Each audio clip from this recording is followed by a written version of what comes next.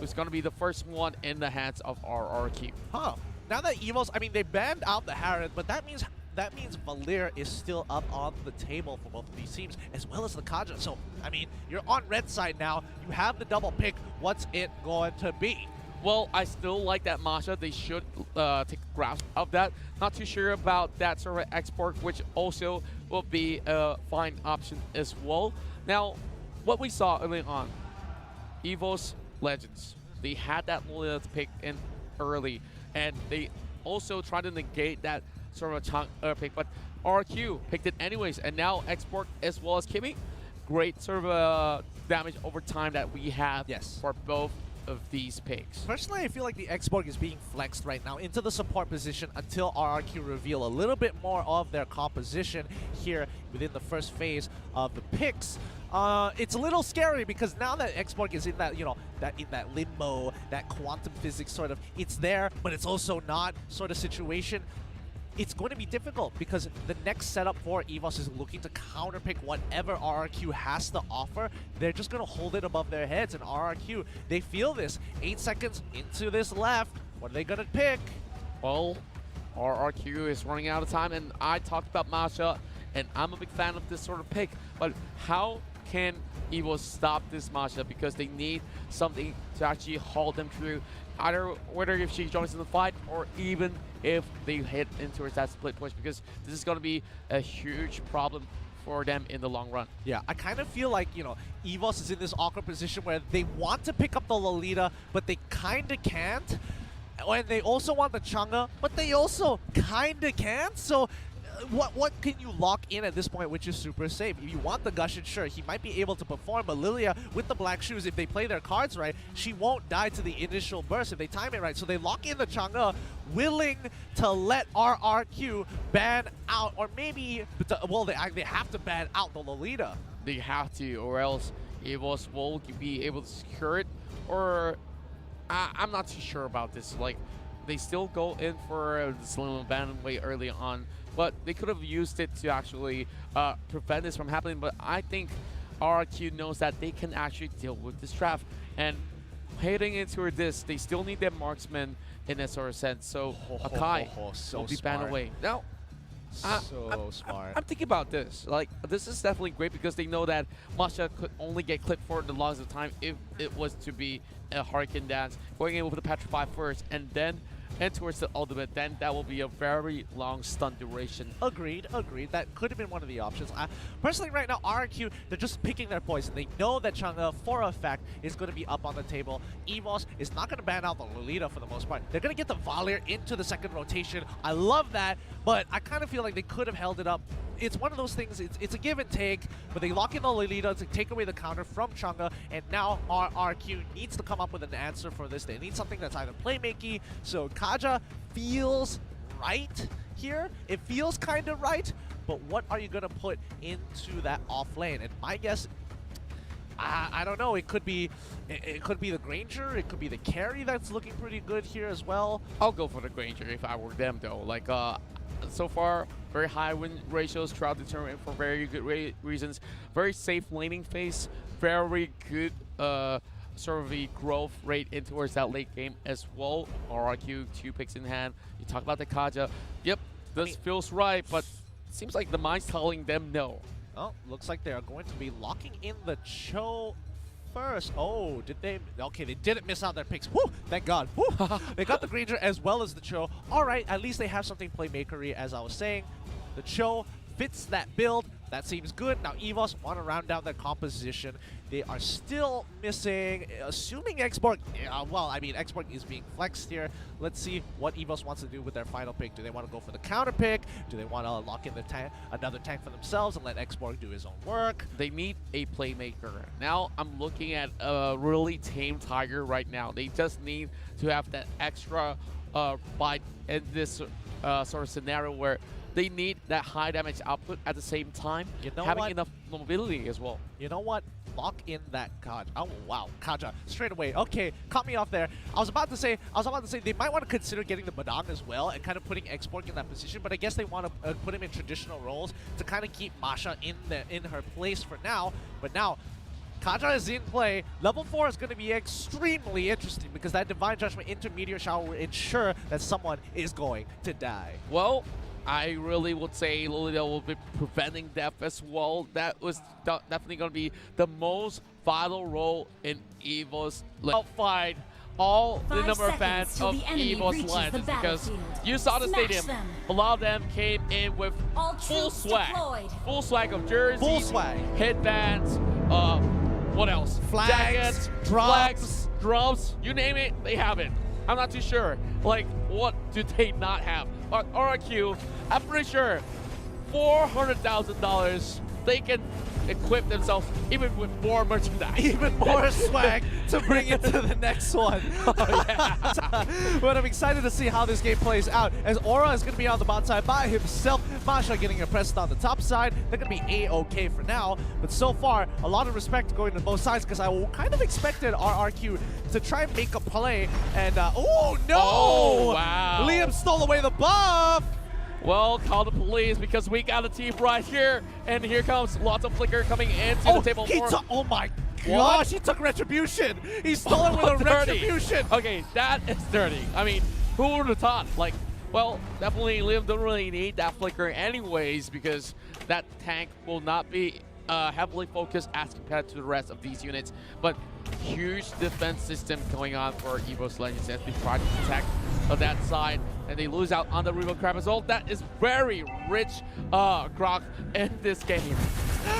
Wait, what's going on here? Who's the real carry this time round? Is it Grok or is it Lemon? I can't figure it out. But so far, RRQ are slowly getting ahead, but the next upcoming Lords, they have to be very, very scared of this Grok. That Power Nature has a high base damage, and not to mention, with Retribution as well, he's not going to be able to be locked down. He can kind of just walk in and be like, yoink, that's my Lord. He's going to yoink in even more camps as we see him rotating across and towards the mid lane as well, setting things off as we see RRQ just pulling a lot of triggers right here. Masha's going to be chasing over onto Rek.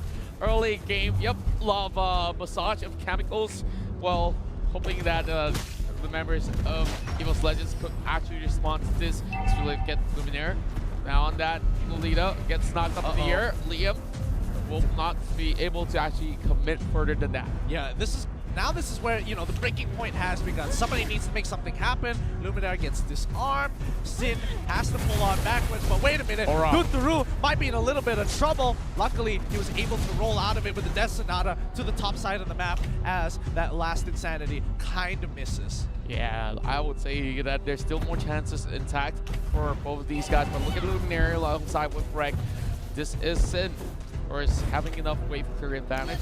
Now, back to the drive while we go. Donkey going in for the flicker as well, but that is the grab right in from his first blood, handed over to RRQ. As we see Liam also getting chunked out, and Lawyer can he run? Last Insanity! 1 for 1. 1 for 1, pretty good. They killed the Grok. Now they don't have to worry about someone jacking away the turtle this time around, but they're going to go back into their lanes. Zin was able to break the top tier 1. That's pretty good considering everything that has happened.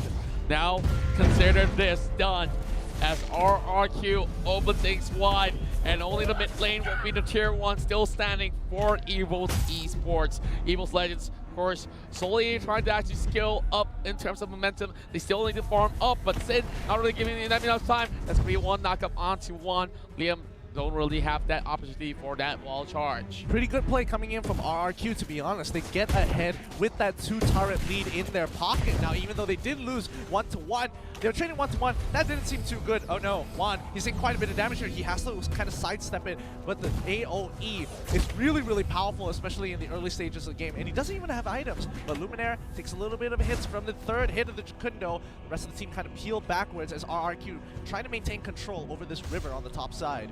I think they want to get this turtle. They definitely could just start it from this point onwards because the rest of the team for Evos Legends are occupying the bottom side. They are prioritizing on towards that tower instead, so they will lose this one out as RRQ now gets the first turtle. Yeah, they're going to continue to maintain their dominance here as Evos Legends have shifted their attention from the top side to the bottom side. They want to go for the next turtle most likely, but Sin is taking quite a bit of damage here.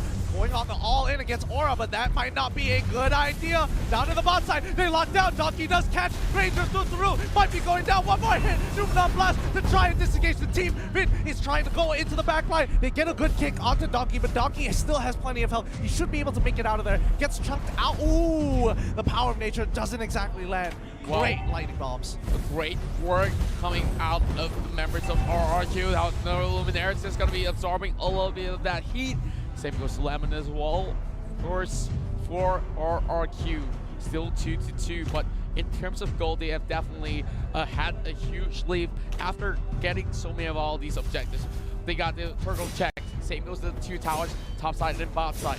Now, what they can possibly do is go in with Dragon, going in with a huge shot as well. Donkey makes it out alive as this kind of moves backwards. Evos Esports, and they are just slowly coming across and towards the mid lane. They know that there's enough pressure coming from the leader, trying to go for the catch against Luminaire as well. Evos Legends still hanging on this sort of battle there. Aura buying Bloodless Axe. I've never seen a game so tense before. Both sides showing a lot of respect. They're not just going ham and trading for the sake of trading. They are calculated. They lock down Vin. Vin shouldn't pose, and Jakundo's on out of there. Donkey has to try and kind of peel away the wave. Guardian's barrier comes up to kind of put some space in between them, get a little bit of damage down, and the chip continues as Sin scales into the top side. Vin almost getting a little bit of suppression. As we know, Divine Judgment could lock him down, but of course, if they do slide off in time, then too bad for him. Since he's going to be facing off against Aura, that's insanely being utilized, so he will still be pretty much safe. But now, Changer, does she have that meteor shower to just stop this wave pushing in RRQ on that second attempt on that turtle? Ice Queen's wand just being purchased by one here. That's going to be a huge buy. And same as Lemon, both of them are trying to get ahead as possible. Donkey's in a lot of trouble. He has to get on out of there. The Destinata has to almost secured his kill. Barrier, he actually lands it in. Now they're trying to turn this around. RRQ get the first initial kill. One takes quite a bit of damage here. Numenor Blast secures them. Another kill. Vin goes down. He flickers into the brush. He survives. Aura tries to join the fight. Way of the Dragon gets the initial kick. Vin needs to get on out of there. Something needs to die from the side of RRQ, and it's going to be the Grok. And the Grok will fall out. The last inside being popped, but the mid lane has to crush out as well. Rex, Regan, Kion has that win-win condition. No matter what, it's that sort of 50-50 that they take when they get that 51%. Yeah, this is just a solid game coming into this. Evos Legends, they're biding their time. They're trading 1-for-1, and now the score hasn't really changed too much. Turtle in control of Evos' territory, but this could be really risky. Vin sliding at the back, trying to actually get a little bit of patches here. Aura does pop his last inside, but instead, look at the trade out there. Sin, one more shot, and it's a killing spree for the export, and more fights ensue as we see RRQ here. Numenor left, and catching over on Liam as well, but can Evos proceed? And Luminaire getting taken down for a double kill onto Tarun. Wow, that was a really good Guardian's barrier there. It kind of blocked off the rest of Evos from going forward. Both Juan and Rek didn't want to loop around to maybe look for a kill because that will put them out of position. They were just out of range, which is kind of unfortunate if I have to say so myself. I would definitely say that's definitely not so fortunate for them at all. Now, heading into its 8 minutes and a half in terms of kills. It's really close for both sides. Yeah. But that's one kill being given away in that previous battle right there where Evos Legends had to just let that Lolita pass by. Well, what can they do? I mean, more importantly, the goalie developed by RRQ, we've seen this before. Ooh, Lemon forcing out the black shoes straight away, but more importantly, RRQ have secured more objectives, which in fact has given them quite a decent lead over Evos Legends, and Evos weren't able to recover the last time from it, so based on that alone, they might be able to catch them off guard. Evos, hopefully they can come back into this game. Well, definitely going on a little bit of that relapse for a moment, and as for some of all these players here, we're looking at the Granger here with the endless battle, and they are just scaling off the charts. This is going to be Luminaire bringing out the shield, trying to go in for a little bit more commitment, a little bit of positioning, not really favoring the side of RRQ. Pretty much a huge split as we see a little bit of a dancing lord in between. They are still looking to stop Finn, and Dark Shoes being utilized there by Lemon, with Donkey not really fully committing to this. But here comes Aura there, trying to actually chunk down the health. Sin still have another bar to go, and here comes Donkey as well as Luminaire. Yeah, it doesn't look like they're committing to this. Liam doesn't have the power of nature. I'm not too sure why they didn't want to yank it back and get the free kill. Dutaru, that's a great. That's not a Donkey gets caught. Whoa! Thunder Kuno's not enough. Finn is taking so much damage here, but they're able to do it. Flicker into Numenor Blast. He makes it out with 1 HP, and now Evos have to pull back. They gave away the kill. They prioritize trying to get Dutaru a little too much. Donkey, the best tank we've ever seen, falling flat with Dutaru, just landing that critical shot, bringing down that Kanja, and my RRQ Keon at least gets one more. And we saw that the last was huge. What in the world was that damage output coming from that Death Sonata? That was scary. Oh, looks like Vin tried to make a play there. The arrival coming in early by the X-Borg. He has nothing to do top side, therefore he is going down to bot side to hopefully keep it in check. Now checking every single lane as they go. Chang'e protecting that top side, which means that RRQ will send members in towards the Lord section. And they're already being the first line of defense for Evos Legends. Slowly getting themselves into the H-Brush. That's going to be Donkey coming in with the Shadow Map. This is a perfect catch for them as they manage to actually get them low. But whoa! No way! No! Oh, thank God. Oh my God. I never thought he would have made it out of there. Vin should have definitely died. I thought he got super lucky at the end there. He was playing that absolutely well, canceling into the Shunpo very, very quickly after the third hit of the Jakundo. But my God, Aura is in a lot of trouble. He's pulled back. He doesn't have the Firaga armor, and Juan can actually turn this around. He has the Meteor Shower, and there he is. He gets 2 kills up on the top side, but that's not going to be enough for RRQ to lose their lead because they are still 7K ahead. Well, at least they draw the line between the kills, and they needed a Chang'e to be right in front of Masha. So they found that answer to this solution.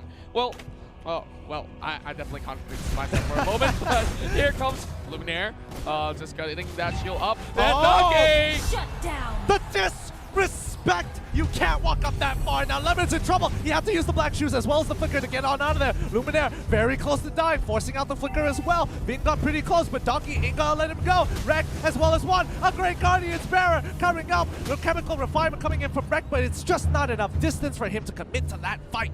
Well, Evos Legends, I can see they are here to take this game. They are here to prove every one of these guys RRQ that they can beat them for the second time coming if they were to come back onto this upper bracket. Well, there's no more brackets. There's only the grand finals for them to fix their eyes on to claim their throne. But Aura once more. Oh, Sin going in. He doesn't win this. He doesn't win this. He forces out the flicker for Sin. He has to turn off his passive or at least hit something for the There we go. But Juan is there to cut him off. Another kill going on for Evos Legends. RRQ is starting to crumble.